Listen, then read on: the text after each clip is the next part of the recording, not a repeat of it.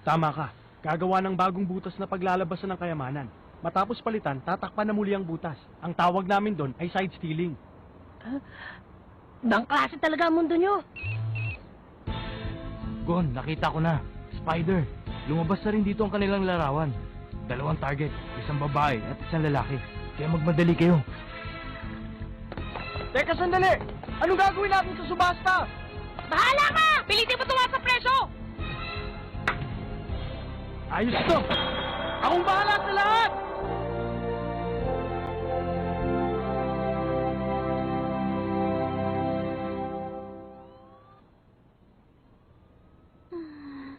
Sana ang mami ko ay...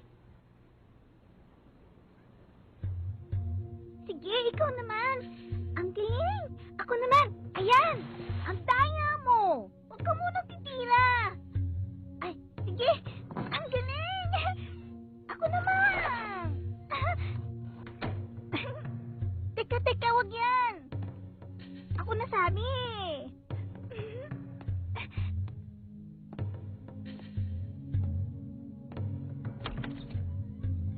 Ah, ang galing mo talaga. Nakakaasar ka na. Okay.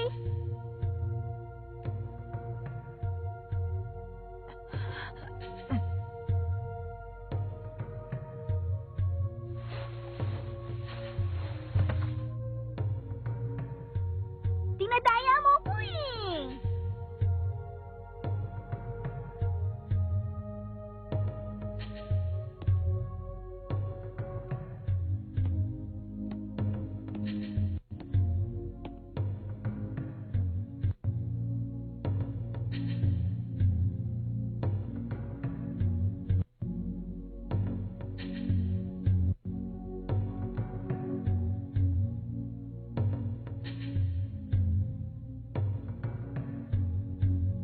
Maliwanag ang sikat na binibigay ng araw mula sa kalangitan. Berde ang kulay na naghahari sa lupa. Ang aking kaluluwa ay bumababa mula sa pinanggalingan ng buhay. Ang aking katawan ay binabasbasan ng ilaw na ibinibigay ng araw at buwan. Ipinagkakatiwala ko ito sa hanging humampas sa lupa. At higit sa lahat, nagpapasalamat ako sa lahat ng aking mga ninuno. Handa akong harapin kung ano man ang kapalaran na naghihintay sa akin. Dadamayan kong aking mga kasamahan. Dadamayan ko sila sa hirap at ginhawa. Humihingi ako ng tulong sa 5 elemento ng buhay. Isinusumpa ko ito sa mga pulang mata ng kuruta.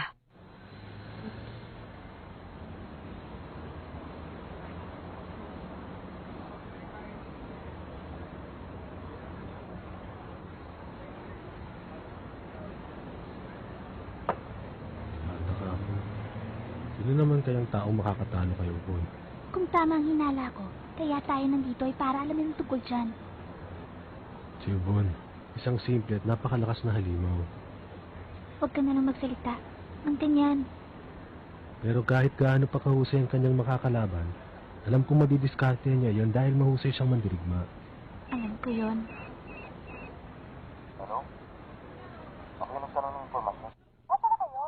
Dito lang, malapit lang sa inyo. Mukhang ang tama ka. Silang 2 na nga yan. Ipapasa ko na sa inyong pabuya. Sabihin nyo agad kapag natanggap nyo na. Nagkakaintindihan ba tayo? Ah, natanggap ko na. Ang laki nito. Tumayo ka na dyan, namalas na tayo. Pero ngayon hindi na nagawang tumalik ni Yvonne. Dati-rati humahabol siya kahit huli siya sa ginagawa nating pagpupulong. Hindi. Pero naalala mo ba ang sinabi niya? Hindi siya babalik hanggat hindi niya natatapos ang mahilig sa kadenang yon. Narinig mo yan, hindi ba? Oo, pero hindi siya nagtatagal sa ganitong gawain. Sana naman ay nahirapan lang siya sa kanyang kalaban. Sana tama ka. Oo. Namiss ko na talagang malakas na sumigaw na yon.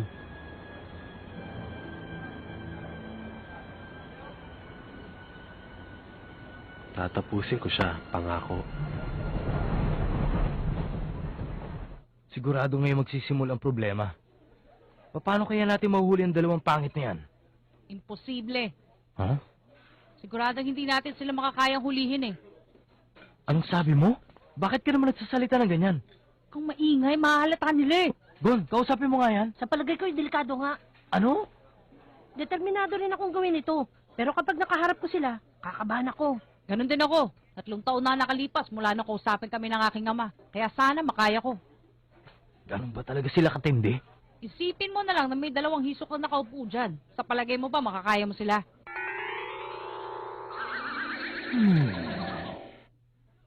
Nanginginig na ako. Sa palagay ko hindi natin sila matatalo. Tsaka, ano sa palagay niyo ang dahilan? Kung bakit nagpapakita ng generyod na sa publiko? Nakikita mo naman eh. Hindi ba nagde-date silang dalawa? Hindi! Kunwari, patay mali siya lang sila. Pero siguradong alam nila kung anong ginagawa ng mga tao sa paligid. Talaga? Oo, mukha silang walang pakialam. Pero maingat nila pinagmamasa ng lahat na gumagalaw. Pati na rin ang paligid.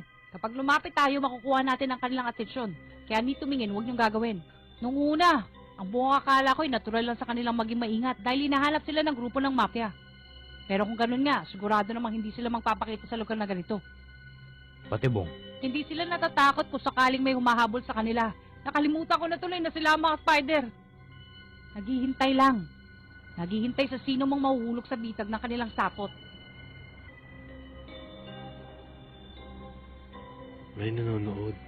Yung ngayon ay hindi na mga baguhan. Hindi ko alam kung nasaan. Pero tinitingnan nila tayo. Yung mahilig sa kadena. Hindi ko alam. Pero kung siya nga yun, baka hindi ko na mapigilan ang sarili ko at hindi na masunod ang pinuno. Alam mo, sa palagay ko gusto matutunan ng ating pinuno ang kanyang abilidad. Machi, ang sinabi lang niya sa atin ay magsama tayong dalawa at hanapin yung mahilig sa kadena. Alam mo naman yung lihim na patakan sa ganitong sitwasyon, di ba? May buhay o wala, tayo nang bahala. Tama ka. Wala akong pakialam kung anong gagawin mo kapag nakita natin sila. Basta't wag mo lang akong pipigil sa aking gagawin. Ang sinabi ko lang ngayon gusto ng pinuno, ikaw itong maraming sinasabing ideya dyan.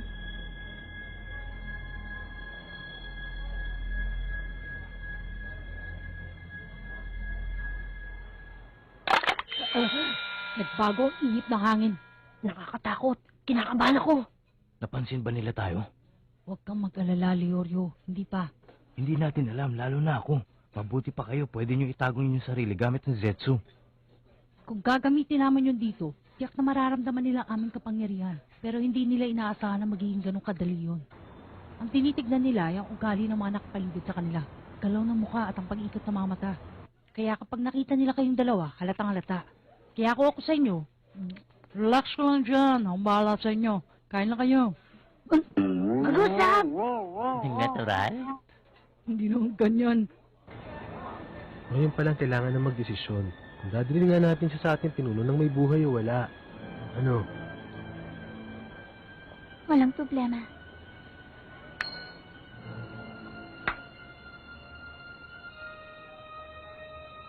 Kagamba. Rapot.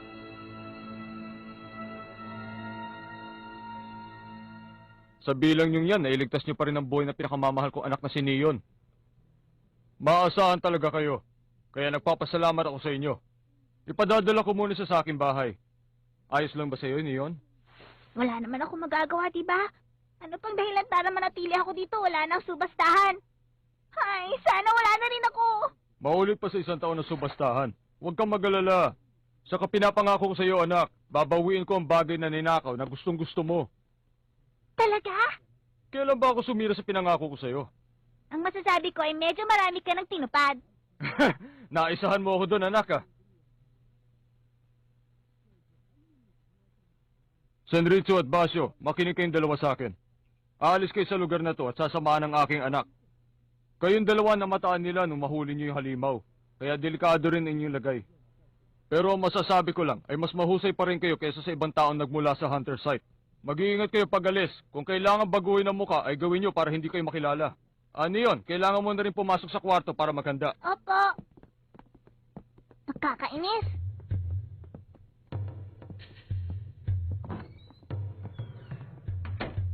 Paano? Mabalik tayo sa negosyo. Matutuloy pa rin ang subastahan ayon sa takdang araw. Hindi pa rin nagbabago ang oras. Nasisiguro kung hindi magpapakita ng kahinaan ng komunidad kahit anong grupo pa makabangga nila. Ayon sa 10 nakatatanda, babawiin nila ang mga ninakaw na kayamanan kahit ano pa ang mangyari. Sandali lang. Paulit-ulit na siguro. Pero ang sabi ng miyembro ng Gineryoda na nahuli namin ay hindi nila nakuha ang kayamanan dahil meron ng injung nauna. Ubus na ang lahat ng mga inju. 9 na katawan daw ang nakita nila.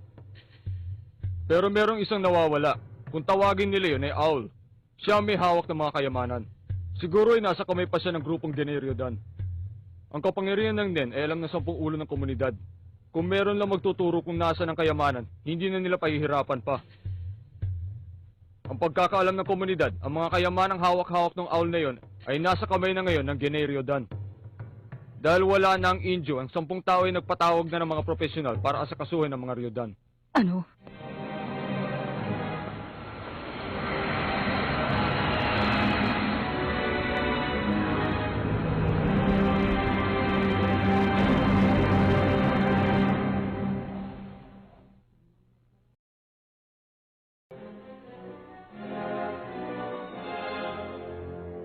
Para sa amin, ang pagtapos ng buhay ay ginagamit lamang para manakot, hindi propesyon. Ipinapaubayan na namin sa mga profesional ang trabaho para tapusin ang buhay ng mga taong katulad nila. Ang 10 pinuno ay nag-organisa na ng grupo na binubuo ng mahuhusay at profesional na tagapaslang. Kahit hindi na tayo gumawa ng hakbang, ang mga taong yun ang tatapos sa Generio Dan. Pero ito na ang pagkakataon para makapagbalaki tayo sa komunidad. Hindi lamang ang mga profesional na tagapaslang na yun ang dapat makinabang dito. Makinig ka sa akin, Kurapika. Gusto kong isali ka sa kanilang grupo. Ikaw lamang ang natatanging may kakayahan para sumama sa kanila. Papayag ka ba?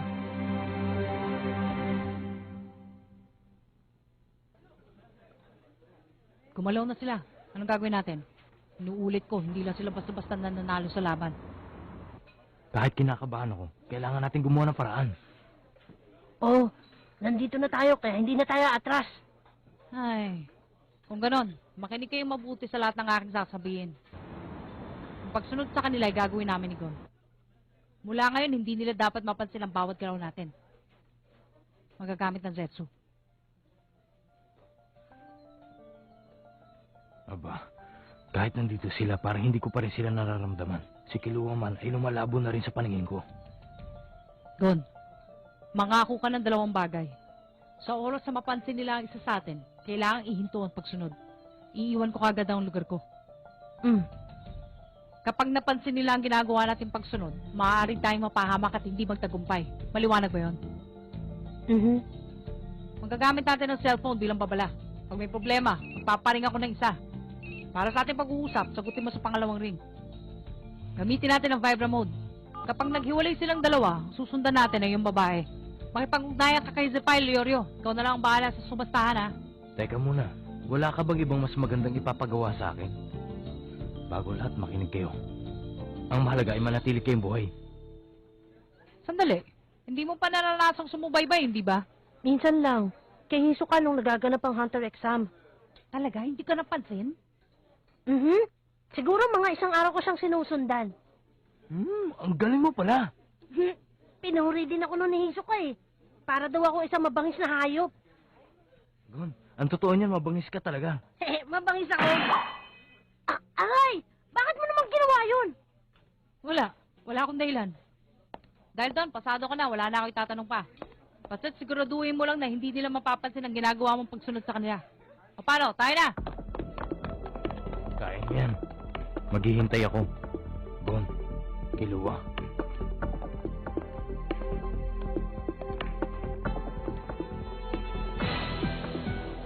Ang mga target, naglalakad na palabas dito. Nakita ba tayo?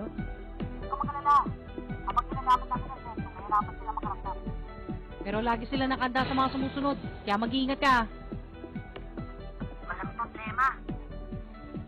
Bakit ganun? Parang hindi lang siya kinakabahan. Sana alam niyang pag naramdaman kami ng mga ito, katapusan na ng buhay namin. Gagawin kong lahat para malaman kung may pagbabago sa kanila yung kinikilos. Malamang hindi nila kami makita. Kapag nalaman nila ang ginagawa namin, may makikita akong reaksyon. Kailangan naming maging maingat. Kung hindi, para lang kami makutong titirisin. Dapat maging mabilis din ang aming pakiramdam sa ginagawa namin to. Pero sa pag-iinsahin ginawa sa akin ng pamilya ko, mula na ako'y 3 taong gulang pa lamang. Sigurado malaking kalokohan kung mahuhuli nila ako ngayon.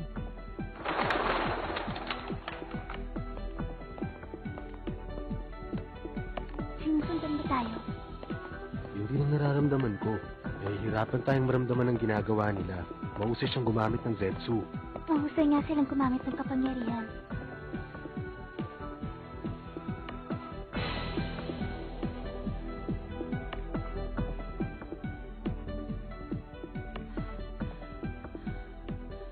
Masama to. Pumupunta sila sa hindi matao. Siguro alam na nilang merong sumusunod sa kanila. Kung ganun, isa kaya itong patibong? Hindi. Hindi nila nararamdaman ang ginagawa namin. Siguro, hindi pa nila alam. At patungo na sila ngayon sa kanilang pinagtataguan. Kung tama hinala ko, tagumpay ang ginagawa namin. Isa ba itong patibong? O ang kanilang lugar na pinagtataguan? Alin kaya sa dalawa? Kung patibong, kailangan na namin lumayo. Ipagpapatuloy ko.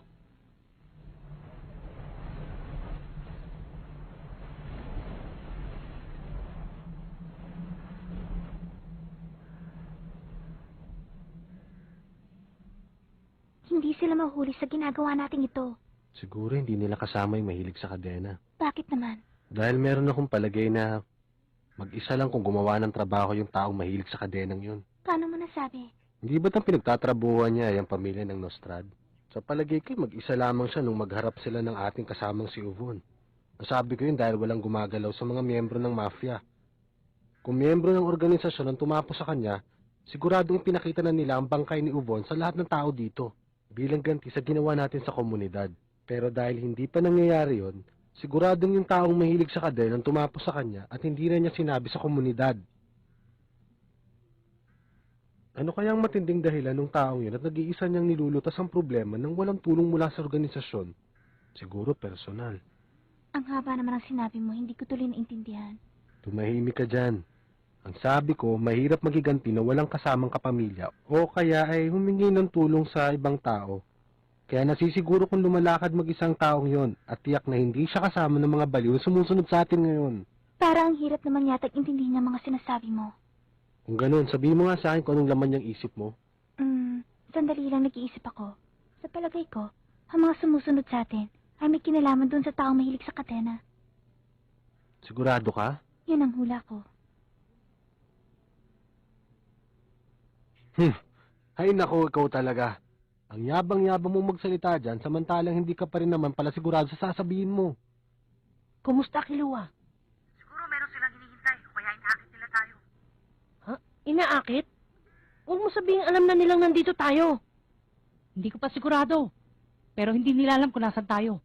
Kung sinusubukan nila tayo akitin, nagkukunwari lang silang hindi pa nila alam na nandito na tayo para sugurin natin sila. Anong gagawin natin? Siguro may hinihintay lang silang kasamahan. Kaya mabuti pa maghintay na rin tayo dito.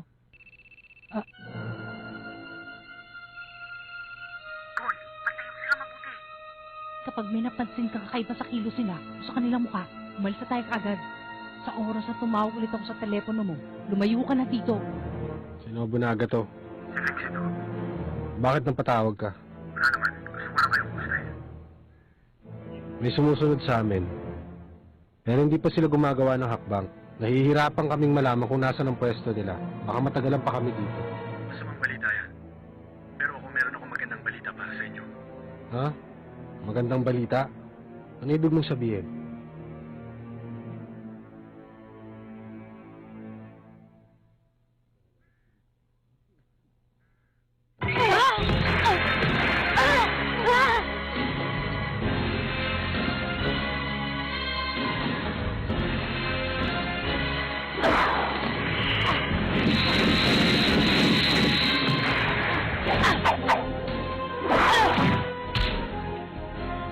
Parang baliwala sa kanya.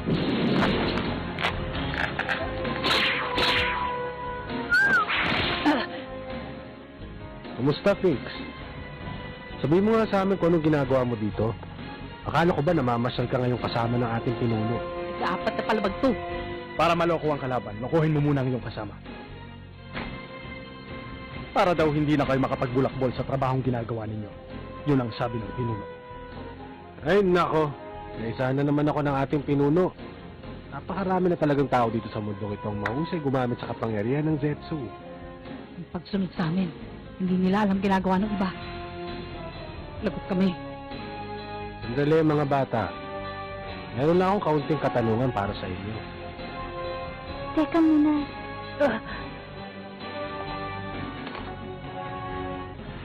Ipalagay ko yung nahulog na natin. Ang pundot ng mahilig sa kadena.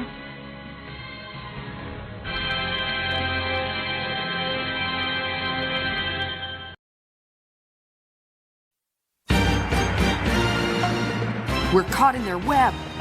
How are we going to break free? Next time on Hunter x Hunter.